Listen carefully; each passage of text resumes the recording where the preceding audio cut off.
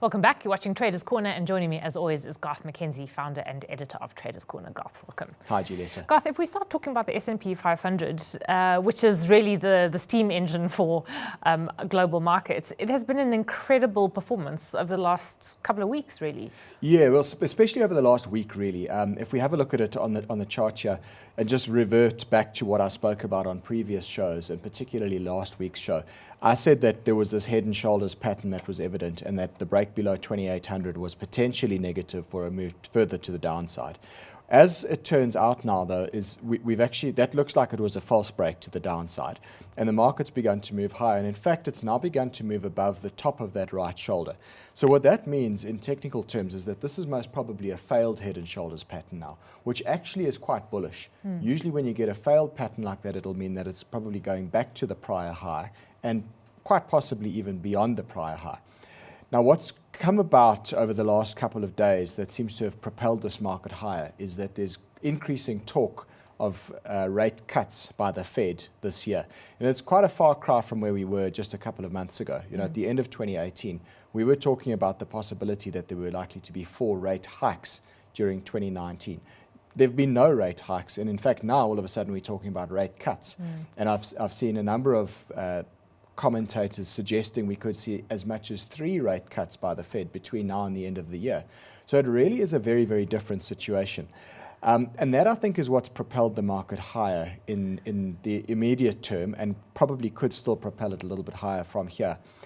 What I want to just look at here is this chart that shows you the performance of the S&P 500 historically after the start of a rate cutting cycle. Okay. And particularly just around the start. And I think let's just focus more particularly on the most recent rate cutting cycles, which was in 2001 and then in 2007. You can see within a month the market was quite strong after that, but then 3 months and 6 months later it had given back a lot of those gains. Because the whole point about rate cuts is that it's in response to weaker economic conditions.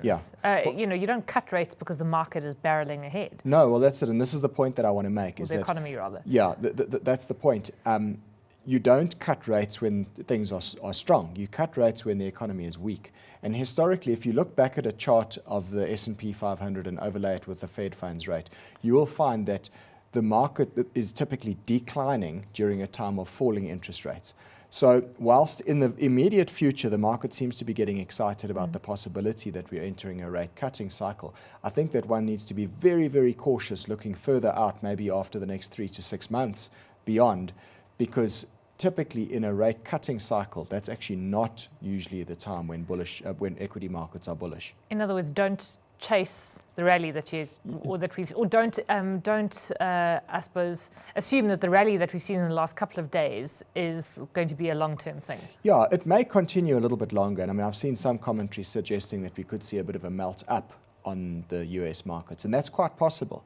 But what I would say is let's be very careful about chasing that bullish action, because we might just find that it's actually the last push higher before we then see a deeper correction in these markets. So I'm certainly not one that's going to get too sucked in on the bullish side, I don't think, if that S&P 500 does break to new highs now. Yeah. What about our own market? Because it's also been an incredible June. We seem to have made back what we had lost in May, heading back to the highs of the year.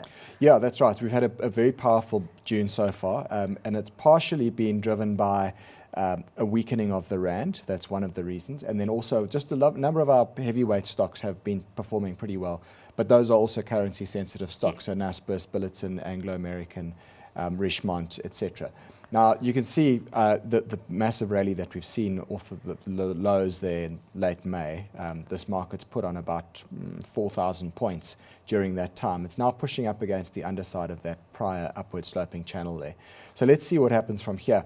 But I mentioned the rand, and I think let's just take a look at that quickly, because that is very much in focus at the moment, particularly what's been going on in the commentary around the Reserve Bank and possibly wanting to nationalize the Reserve Bank and all the political footballing around that, which has not been very good for the confidence in the markets, I might add. But let's just look at it in the context of what it's done for the rand. So the rand-dollar exchange rate is what we're looking at here. And that move through that resistance there at 14 Rand 75 is a big technical break. you can see that it's pushed out through 15 Rand, it sort of overshot, and now it's beginning to consolidate. And this is what we've noticed with the Rand quite a bit over the last year, is that if you actually get sucked into these bearish moves, you can get spat out on the other end. And that seems like it's what happened when it moved through 15. One needed to be cautious of shorting the Rand through there, because it does look as if that was a little bit of an exhaustion move in the immediate future, and that we're starting to see some consolidation now. So this 14 Rand 75 area is very, very important as it retests that. But even if it comes back down and comes back towards 14.50, one's got to still accept that the broader trend here is still for the Rand to be weakening whilst it remains above that lower trend line there. And I have to say, I'm sure Frans de Klerk would look and point out a head and shoulders, an inverted head and shoulders pattern there. Yeah, he most definitely would, I think. You can see quite clearly the right shoulder, the left shoulder, the right, the head, and then the right shoulder over there. With the neckline at 14.75 now being broken, that would project a weaker Rand. So yes, I agree there's an inverted head and shoulders pattern there, but whether it actually follows through and reaches its target remains to be seen. I must say, just on a point of technicality, I suppose, I find that these bigger patterns tend to be less reliable. When I'm looking for a head and shoulders, if it forms over the course of a month or maybe 6 weeks, those ones are more reliable. Okay. When they form over a very, very long period of time, like this one, which has taken 8 months to form, I tend to find them somewhat less reliable. Okay.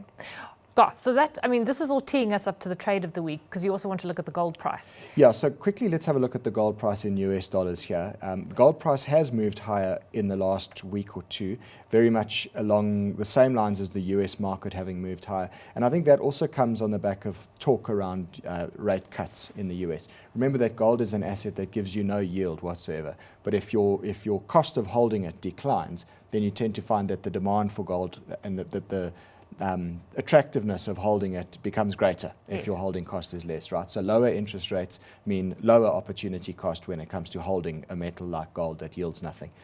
So we've seen the price of gold pushing up over the last week or two. It's gone up to 1,350, where there's quite a lot of resistance. And you can see now it's starting to stall at that area, and it looks like it's beginning to turn down from there. So I think we're starting to see some consolidation here. It wouldn't surprise me if it consolidates for a little while longer still, and then eventually makes another effort to go back and push up to 1,350. But in the immediate future, to me, it looks as if this is consolidating now, and that run in the gold price that we saw the last 2 weeks has probably come to an end for the short term anyway. Yeah. Unfortunately, damn it, we didn't either pick the Rand gold price a week ago, because you'd have done incredibly well because you got a spiking Rand and a spiking gold price. It's been an absolute boon. And you can see that reflected in the gold stocks. Yeah. But you're not going to go long now, because that might just be foolish. No, well, that's it. They've run very, very hard. So this is the chart of gold fields that you can see over here. And really, since the middle of May, it's actually gone up by more than 40%. In fact, even close to 50%, in fact. You know, they say that gold shares, when they're on a tear, are just the most fantastic instruments to trade, I suppose, if you're long of them. Yes. Because if you were short gold fields, you would be just very, very uncomfortable. Right? Yeah, if you were. Now, and that's the thing, but we are going short this week, actually. But not, we're going short from current levels, fortunately, not from lower down. You're right, gold shares are great to trade. They're very liquid. They move around a lot. There's plenty of volatility. But you do need to be on the right side of it, and you do need to have your risk management very much in check. Now, what I'm looking at here in the price of gold fields and why I'm going short, I mean, it may seem a little bit counterintuitive, but if we go back to what I spoke about on the Rand, the fact that I think it's possibly just exhausted a little bit in the near term, and we may see a little bit further consolidation in the Rand now, and then also with the gold price having gone up to 1,350 and now beginning to turn down off of that resistance level. Those two drivers, I think, could potentially be a little bit of a short-term headwind for the gold shares. And then also, if we look at gold fields over here, there's an interesting analysis here in terms of the gaps. So there, in the middle of May, we had a breakaway gap, and then that gap has never been filled. It continued higher, then it had a running gap in the middle, and that was in late May. And then what you typically get at the end of a very powerful move is an exhaustion gap. And I see here that we've got potentially what I think are two exhaustion gaps that formed on gold fields last week. And those were accompanied by fairly high volume as well.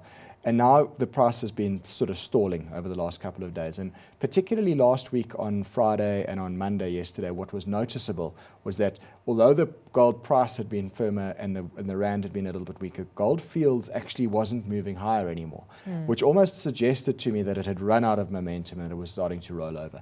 Now, what you typically expect to happen when you get exhaustion gaps like we've got here is you would expect the price to ultimately fill those gaps. So if I'm right and the top is in Goldfields for now, which I think is the case, then it means that there's a possibility that we could see the price coming back and probably filling that first exhaustion gap and possibly even lower. But I think my first target would be for a move down to fill that exhaustion gap, which is at about 68 Rand. So what we've done here for the portfolio this week is we've gone short at 74 Rand. I'm going to use a stop loss above 77, which is effectively above these recent highs that we've seen over the last couple of days. And I'm looking for a move down to 68 as my minimum target to go and close that exhaustion gap. And if it does get there, you know, one couldn't even rule out the possibility that it maybe goes to 65 or even the lower 60s. But let's just watch it as it plays out, not be too greedy for too much downside here. I mean, is it the case where you see a share that has spiked up and you've got all these gaps to the upside, that it will in a point in time actually close all the gaps to the downside too? Very often that is the case, and especially your exhaustion gaps tend to get closed, because what an exhaustion gap means is that the share price is gapped up after a massive move. It's now gapping up to almost complete that upward move, and usually that, as the name suggests, it implies exhaustion, and then you get a retracement. So usually, if I'm right that these are exhaustion gaps, one would expect that those gaps actually should get filled, and should get filled fairly soon. Yeah. Okay, so take us through the trade, Garth. All right, so we long from 74 Rand, as mentioned. Short. Short, you're quite right. Shorts from 74 Rand, stop loss at 77. Risk per share is 3 Rand per share. I'm risking 2,400 Rand now. That's 1.5% of our capital on our South African portfolio. So if I take the capital risk, 2,400 Rand, and I divide that by 3 Rand a share, that gives me 800 CFDs. That's what I've gone short of for the portfolio this week. Target is 68 Rand, and that means that my risk to reward ratio in this case is exactly 1 to 2. I mean, if it hits your target, because this is now going to be, knowing when to sell or knowing to close out a position is the toughest thing. If it hits the target and it looks like it's dropping further, would you let this thing run? I think what would be prudent would probably be to take half profits at the target, and then on the remaining half, let's see if we can try and extract more out of it if it does go lower. Yeah. And just one very quick point before we wrap up what the portfolios look like, Garth. Do you think there was a short squeeze in Goldfields? And maybe that's also, that can unwind too very quickly, which is what pushed it higher. Yeah, it's very possible. Look, obviously the fundamentals did drive it high in the sense that we had a higher gold price and a weaker Rand last week. So that would have helped. But yes, most likely there would have been some shorts that would have been squeezed on that move higher. And that's when you get that big gap up as the shorts scramble to buy back their shorts. But at the same time, then you also get those who are looking to buy, to go long, that maybe scramble in as well. So it's a combination of factors that would cause a big gap up like we saw last week. Okay. Garth, very quickly, what do the portfolios look like? All right, so here's our South African portfolio. The Goldfields position is in the profit at this point in time. So we're sitting with close to 161,000 Rand on the local portfolio here.